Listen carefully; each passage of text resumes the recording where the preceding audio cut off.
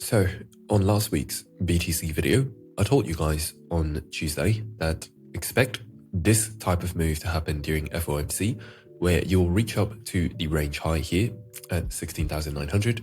You're going to wick it pretty quickly, and then you're going to retrace back into the daily bullish order block that has just formed. And that is something that is very common when it comes to days where FOMC is happening or a CPI report is printing. And that is just what I like to call FOMC shenanigans.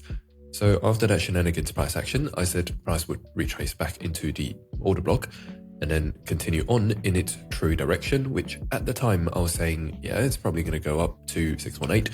Although in the long term, right, I'm not trying to cover my tracks here, but in the long term, I expect it to continue going downwards because of how the DXY is acting like, in the sense that the DXY at the time was pumping and it had just formed a bullish order block. Right now we can see that it is coming straight down. If I do sound a little bit different today, it's because my nose is kind of blocked at the moment, so do pardon me for that. So back to today's Bitcoin analysis, we're going to be doing it primarily on the daily, the 4-hourly and the 1-hourly, because I want to try to project what's going to happen over the next 7 days so that you guys can be prepared for whatever happens and take advantage of, well, anything that happens to make some money. If that sounds interesting to you, let's dive right into it. So just to kick things off, I want to talk about a couple of news events that are going to be happening this week. And these are going to be basically your volatility drivers. They are going to be the catalyst. So think about it this way. When you look at the markets, sometimes, a lot of the times, it's very easy to predict direction. I know it's going to probably go to the 618 or the 705.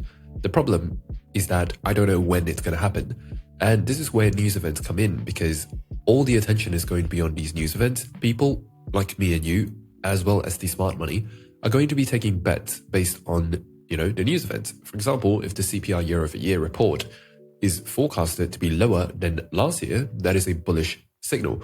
And because of that, well, the markets are going to price themselves in a bullish fashion prior to the CPI. And when it does get released, that's a lot of built up liquidity that you can just take out afterwards.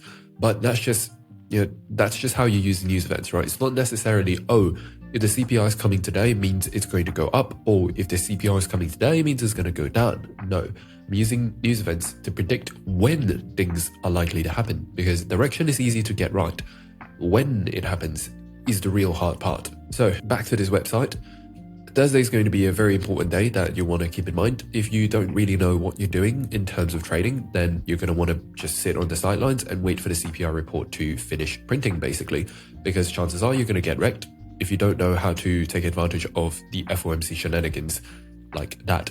And other than that, tomorrow we have, the Federal Reserve Chair Jerome Powell speaking, but the key event is going to be on Thursday. Now that that's out of the way, I just want to talk to you about my target for this long. So last week, if you recall, the reason why I was so confident that, in the very near short term, it's probably going to go up, just so that you can understand my thought process behind this trade, I want you to zoom in to the daily chart. Yeah, I know that sounds very contradictory, to zoom into the daily chart, but here's what I want you to look at. Pay attention to this down candle here. Notice how the time when the wick of this candle gets traded above is during this candle here.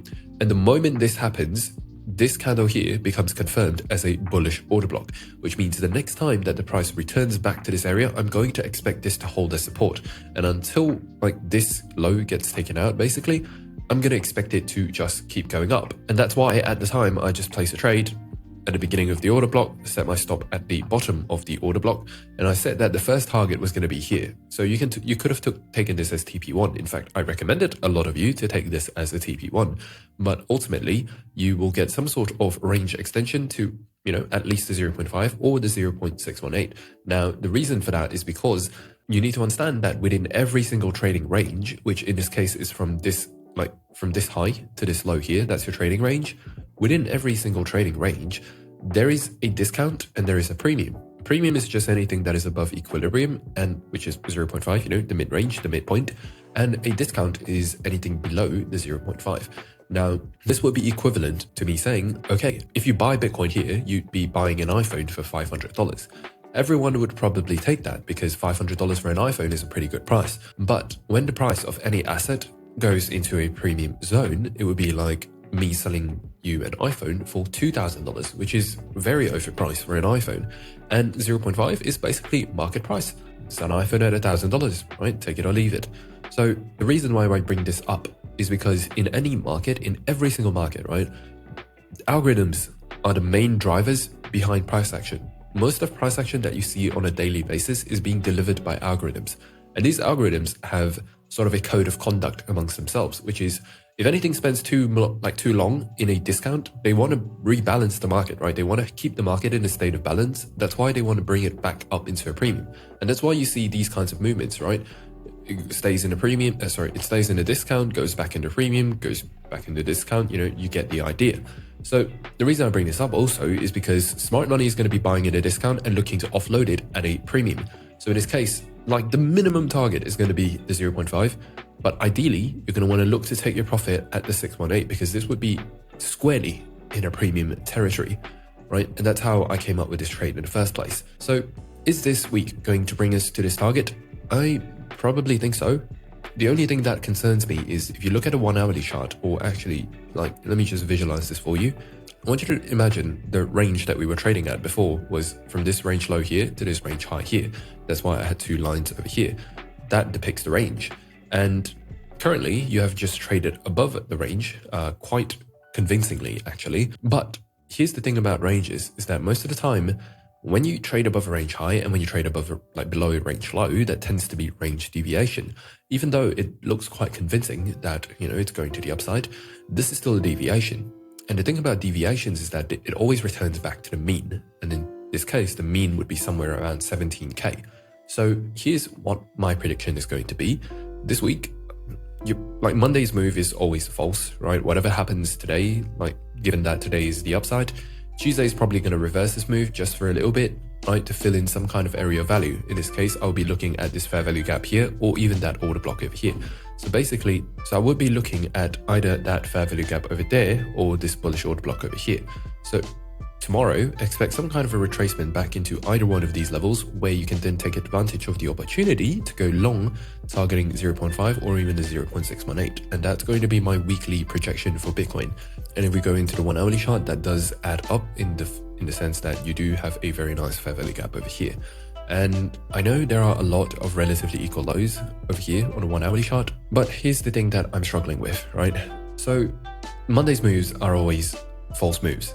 False move Monday. So expect Tuesday to reverse some portion of this move, or even it could happen tonight during the New York session, or even during the London close. But expect some kind of this move to get reversed, and then to fill in some kind of fair value gap or just some kind of imbalance. The only problem is, I don't know if it's going to fill this in and continue upwards. Honestly, I think that is the higher probability scenario. If by some off chance you get a liquidity sweep of these lows here at $16,900, then that is going to be another long opportunity for you to take before price hits over to 618. So as you can see right now, I'm just preparing you for every single scenario that might happen. But yeah, to go back to the original point, I do think that this week we are going to see at least 17,350 or up to 17,600. I'm not going to place my bets really high for this one, but if it does go to 17,800, then that's when you're going to want to look for signs that the market makers want to bring the price lower so that you can sell this. But otherwise, this is the weekly projection for Bitcoin. Before I end this off, I just want you guys to pay attention to the DXY as well.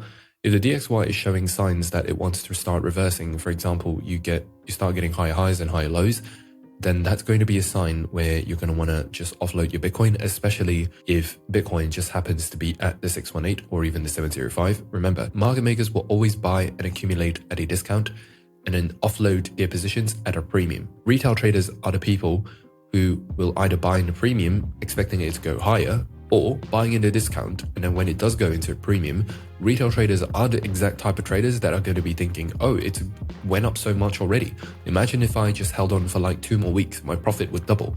It doesn't work that way. So that's this quote that I really like to say: take your profits or the market makers will take it from you. Or in other words, which is another favorite of mine, which is if your trade looks good enough to screenshot, it's good enough to take profit. So trade like the market makers, don't trade like retail dumb money, and take your profits, okay? Nothing goes straight up forever, nothing goes straight down forever. If Bitcoin continues to go higher, then you can always just re-enter at a later opportunity. But when the profits show themselves to you, and especially if the DXY is starting to reverse, not a guaranteed, but if it does, then that's your cue to take all your profits. Bye-bye.